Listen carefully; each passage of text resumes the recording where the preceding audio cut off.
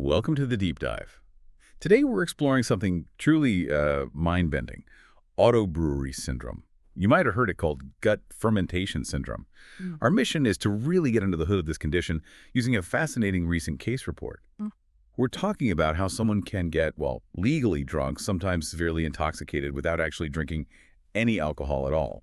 So at its heart, ABS, it's like a glitch in your body's chemistry, right? Where the carbs you eat, think pasta, bread, sugars, they get fermented inside your own gut by fungi. Yeah, exactly. Producing ethanol, your digestive system essentially becomes its own little unregulated distillery. Yeah. And what's really striking, it's not just the biological mechanism, it's the fallout, the medical side, obviously, but also the social consequences. It's diagnosed so rarely. Doctors often just, they dismiss it. But it brings all the problems of alcoholism, memory loss, aggression, mood swings, and critically, things like DWI arrests, driving while intoxicated. So we're going to follow the journey of one man, 46 years old. His case really highlights the struggle, the denial from others, and finally getting answers. Okay, let's jump into that case history then. It sounds almost unbelievable. This was a guy, 46, previously healthy, active, and then suddenly, January 2011, things go sideways. He starts having serious memory issues, what he called brain fog, feeling depressed and having these bursts of aggression, totally out of character for him.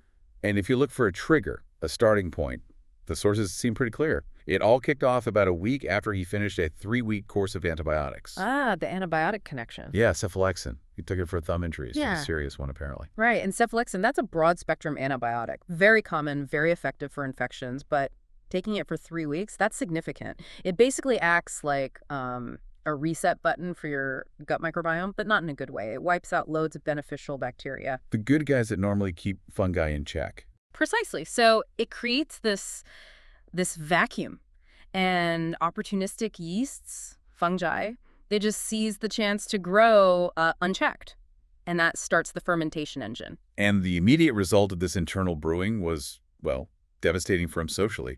He got arrested for DWI. Despite swearing he hadn't had a drink. Exactly. He insisted he hadn't touched alcohol, but his blood alcohol level, his BAC, it came back at 200 milligrams per deciliter. 200, which is just astronomical. Yeah, let's put that in perspective. The legal limit for driving is usually around 8 milli-GDL.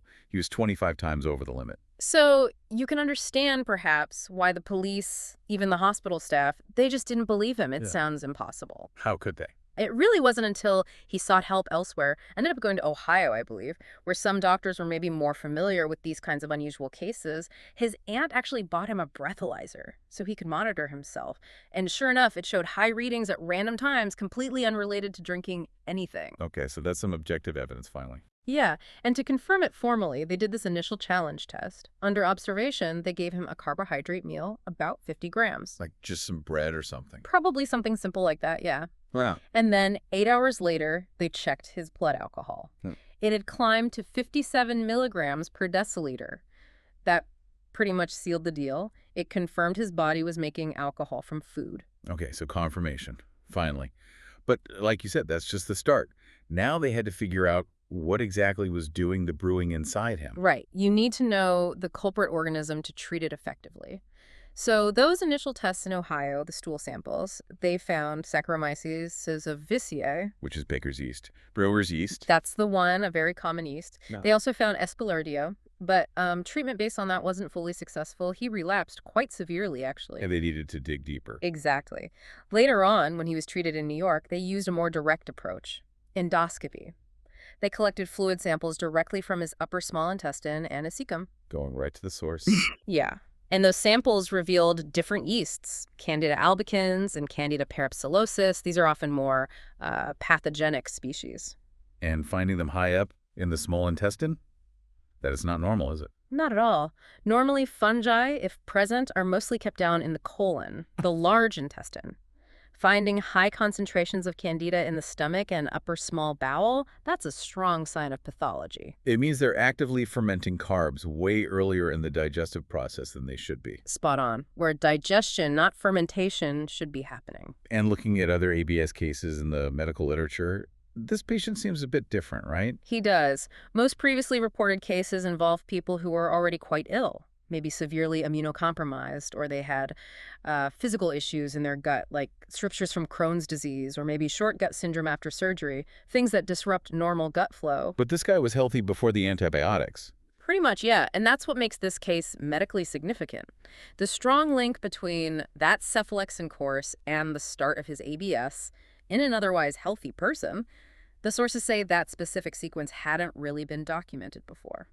So it's a serious warning about antibiotics, potentially. It certainly raises questions about the long-term, sometimes unexpected effects of disrupting that delicate gut ecosystem. Okay, so they've confirmed it, they've identified the candida. Yeah. But you mentioned his recovery was tough, with relapses.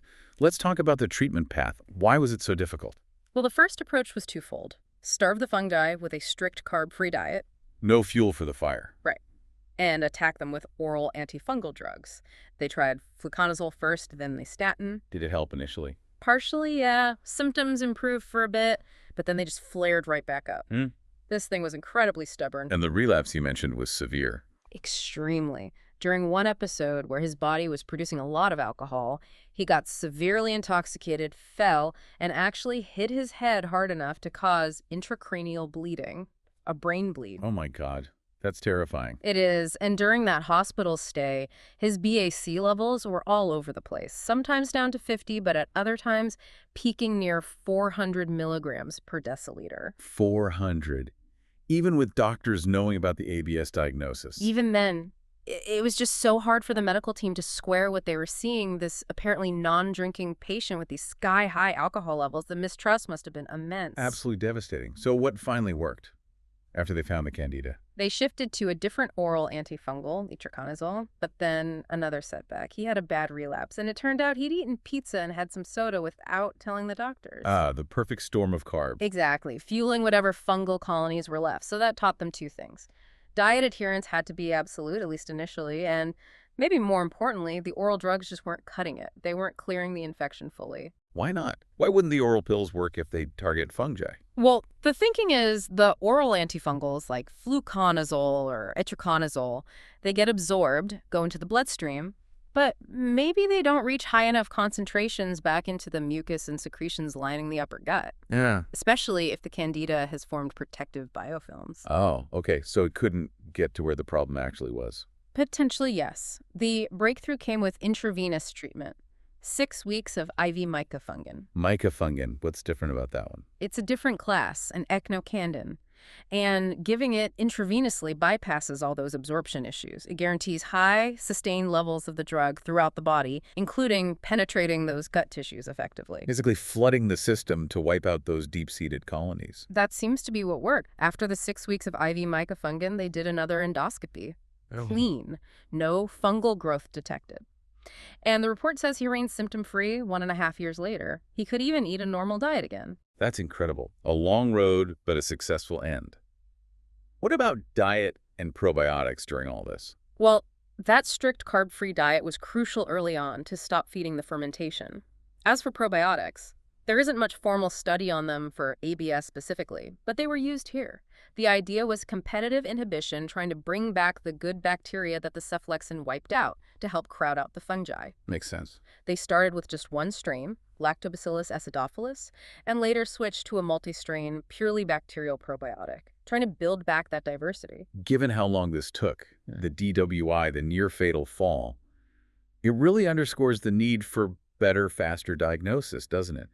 Why do the experts think ABS is still missed so often? It really comes down to that disbelief factor, that default assumption of closet drinking when someone has a high BAC. People just don't think endogenous production is possible. That's why the authors of this report are pushing hard for a standardized diagnostic test. A big improvement on that initial sort of ad hoc 50-gram carb meal he got in Ohio. Because 50 grams might not be enough or the timing might be wrong. Exactly. Different fungi ferment at different speeds, so the proposed standard test is more rigorous. Okay, what does it involve? It's a 200-gram glucose load given orally after an overnight fast, so a big sugar hit. Then, blood tests for both glucose and alcohol levels at very specific times. 0 time, then half an hour, 1 hour, 2, 4, 8, 16, and crucially, 24 hours later. 24 hours. Why so long? Because some of these fungi, particularly virulent candida, can be slower fermenters compared to, say, brewer's yeast. They might take much longer to convert that big glucose load into detectable ethanol. You need that long window to catch them. Okay, that makes sense. Catch the slow burners too. Yeah. And this ties back to the endoscopy, right? Getting those direct samples. Absolutely. The authors strongly recommend using endoscopy both upper and lower to get fluid samples directly from the stomach, small bowel, colon. You then culture those samples, identify the exact fungal species, and test them for antifungal sensitivity. So you know precisely what you're fighting and which drug will work best. No more guesswork. Exactly. It allows for targeted therapy, like using that IV micafunge instead of just trying broad-spectrum orals that might not work. It's about precision medicine, really. And what about ongoing management? Like the breathalyzer, his antbot. Yeah, self-monitoring is important. Breathalyzers are much more available now, which helps. But the key thing is accuracy. They need regular calibration or even replacement maybe every 30 days to make sure the readings are reliable. The patient has to be an active partner in managing this. This whole story is just fascinating. It really bridges gut health, microbiology, even legal issues. What's the main takeaway for someone listening to this? I think a key point is how ABS often shows up first. It might not be obvious drunkenness initially. It could be those more subtle, creeping psychiatric symptoms, the mood changes, the delirium, that intense brain fog the patient described. Which means doctors need to think broader. Yes, and involve multiple disciplines early on, including psychiatry. But fundamentally, this case confirms that alcohol is alcohol, toxic is toxic. Whether you drink it from a bottle or your gut brews it from bread, the effects on your brain and body are the same. Right. So any patient who denies drinking but has high alcohol levels, especially if they've been arrested for DWI, they must be investigated for ABS using these better standardized methods. Absolutely. It's a diagnosis that needs to be on the radar. And the whole thing started with that antibiotic disrupting the microbiome. Which leads to a final thought, maybe. Well, getting the gut back to normal after all that, the initial antibiotic damage, then the fungal overgrowth, then the strong antifungal treatment. Yeah, it's complex. Right? Very complex. The authors mentioned something about future studies looking into fecal microbiota transplantation, FMT. Could that be a way to kind of permanently reset the gut ecosystem? Yeah. Transplanting a whole healthy community of bacteria. That's certainly a provocative idea. It's being explored for other conditions linked to microbiome disruption, like C. diff infections.